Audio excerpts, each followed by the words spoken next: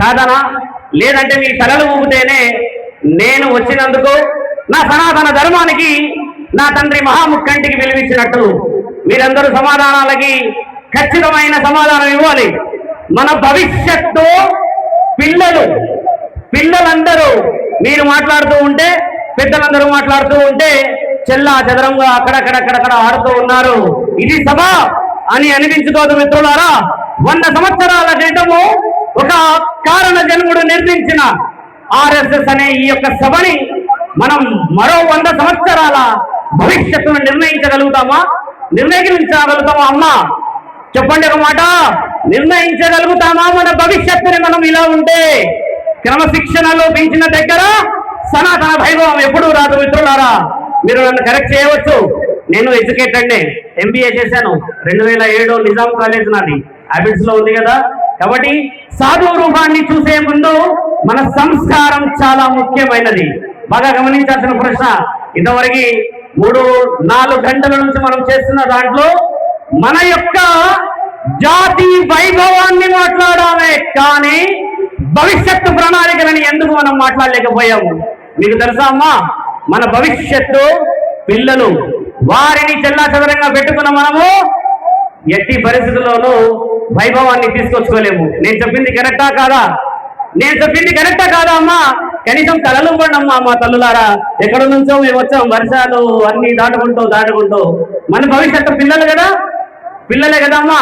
మరి పిల్లలందరినీ మనం క్రమశిక్షణలో పెట్టుకొని ఇంతటి మహాసభని నిర్ణయించిన వాళ్ళందరికీ గౌరవం ఇవ్వాలి. గౌరవం ఇస్తేనే ఇక్కడికి వచ్చిన ప్రతి ఒక్క అనుభవం మన భవిష్యత్తుని కాపాడుకుంటూ ఉంటుంది. లేదనంటే ఇది ఖచ్చితంగా ఒక సభలాగే ఉంటుంది. ఇది సభ కాదు మన సనాతన వైభవం.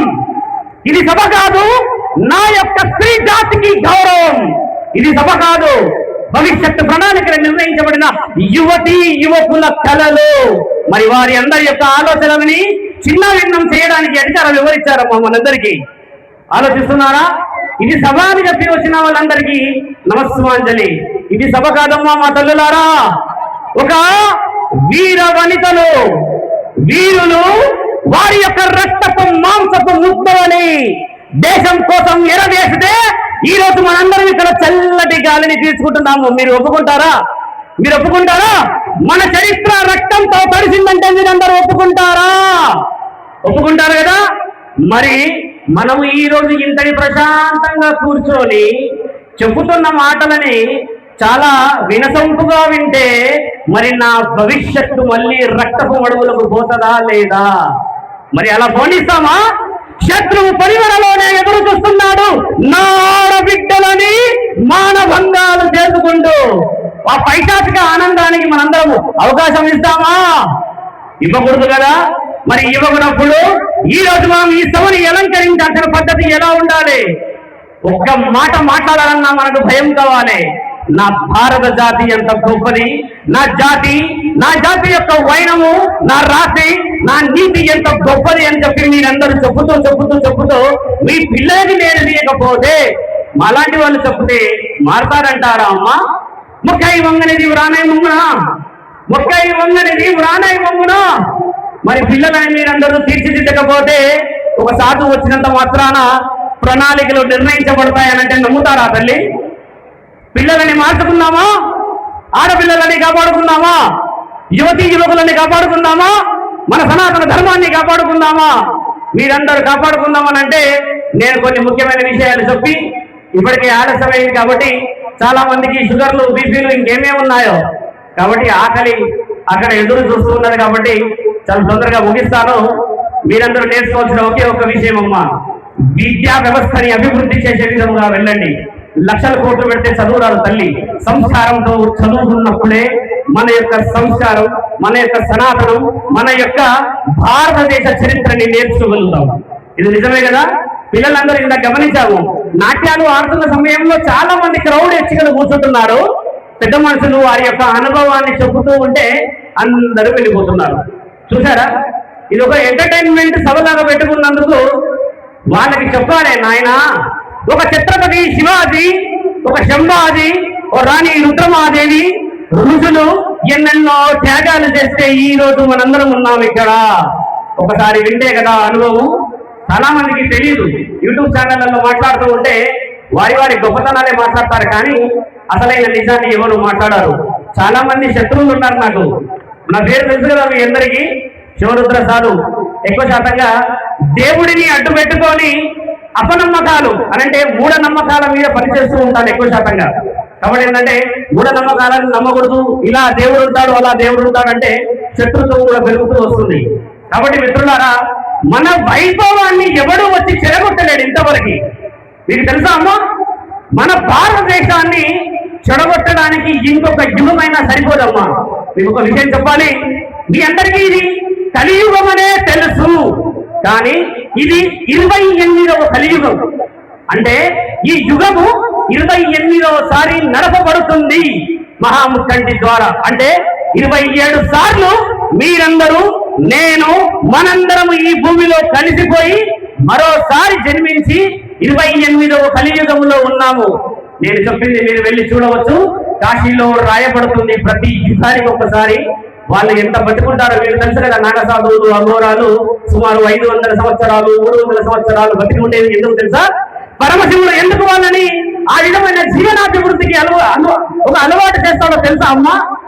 మనల్ని ప్రతి 100 సంవత్సరాలకు ఒకసారి మార్చడానికి, ప్రతి 100 సంవత్సరాలకు ఒక చరిత్ర రాయబడుతుంది.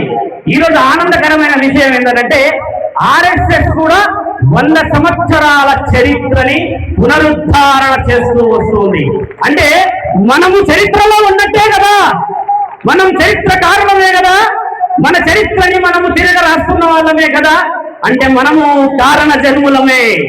జై శ్రీరామ్, జై శ్రీరామ్. అయోధ్య మందిరానికి ఎంతమంది వెళ్ళారు ఈ 2-3 సంవత్సరాల్లో? చాలా మంది వెళ్ళారు కదా. అదే అయోధ్య మందిరంలో ఎంతమంది తలలు బదలాయో మీకు తెలుసా అమ్మా? మీకు తెలుసా? కళ్ళు లేని రామభద్రాచార్యులు చెప్పారంట, రామసేతు అక్కడికి వెళ్ళి చూడు, శ్రీలంకలో రాయబడి ఉంది అని అన్నాడు. చూసారా? కళ్ళు లేని వాడు అమ్మ ఇంత పెద్ద పెద్ద కళ్ళు వేసుకొని చూస్తున్న వాళ్ళకి లోకజ్ఞానాన్ని ఇస్తున్నాడు. మనకు లేదా లోకజ్ఞానం? కళ్ళు లేని వాడు రుజువు చేయాలా? ఇందాక స్వామి అన్నారు 92లో ఒక విషయం జరిగింది అని అన్నారు కదా. ఆ మధ్య కాలంలో జరిగింది నన్ను చెప్తున్నాను. ఒక వ్యక్తికి కళ్ళు లేని వాడికి అంత జ్ఞానాన్ని పరమాత్ముడిస్తే అన్ని అవయవాలు స్వయంగా పనిచేస్తున్న మనందరికీ ఎంత జ్ఞానం ఉందమ్మా? ఆ జ్ఞానాన్ని బయటికి తీయమా? ఆ జ్ఞానాన్ని బయటికి తీయలేరా? మీ పిల్లలను ఎందుకు అంత విచ్చలవిడితనంగా వదిలేస్తున్నారమ్మా? సభా మర్యాద అని ఎందుకు అంటున్నారంటే, పిలిచి ముఖ్య అతిథి యొక్క సమావేశము సందేశము ఇస్తున్నాను అని నేను అనుకోవట్లేదు. ఇదేమిటంటే ప్రతి ఆడబిడ్డ భవిష్యత్తు, ప్రతి చిన్న చిన్న యువతీ యువకుల భవిష్యత్తు. మరి భవిష్యత్తు చెప్పడానికి నాకు హక్కు ఉందా లేదా? నాకు హక్కు ఉన్నది కదా. మరి నా హక్కుని ఏ విధమైన వైభవంతో కాపాడుకోవాలి? ఇప్పుడు మన వైభవం అంటే ఏమిటో తెలుసా అమ్మా? ఆడపిల్లలని కాపాడుకోలేక కుటుంబం చిన్నాభిన్నమై చచ్చిపోతున్నామమ్మా ఒకరికొకరు. దానికి కారణం ఏంటో తెలుసా? దానికి కారణం ఏంటో తెలుసా అమ్మా? కామం. కామం అంటే ఎలా ఉండాలనేది చీకట్లో చేయండి రా మహానుభావులారా అంటే వెలుగులో చేసేసి మద్యాన్ని సేవించేసి చదువుకున్న వాళ్ళు కూడా ఈ రోజులలో మానవంగా చేస్తున్నారంటే జ్ఞానం ఎక్కడున్నది? జ్ఞానం ఉన్నదా మనకి? జ్ఞానం ఉన్నదా? Very well educated persons only doing harassments. అర్థమైందా? చదువుకున్న వాళ్ళే ఈ రోజుల్లో చాలా తప్పులు చేస్తున్నారు. అంటే సంస్కారం లోపించింది అని అర్థము. మరి సంస్కారం ఎవరు నేర్పించాలి మన పిల్లలకి? నేర్పించగలమా? అమ్మా ఒక మాట, అతి ఉత్సాహం అని కాదు. ఒకసారి గర్భాన్ని దాల్చిన స్త్రీ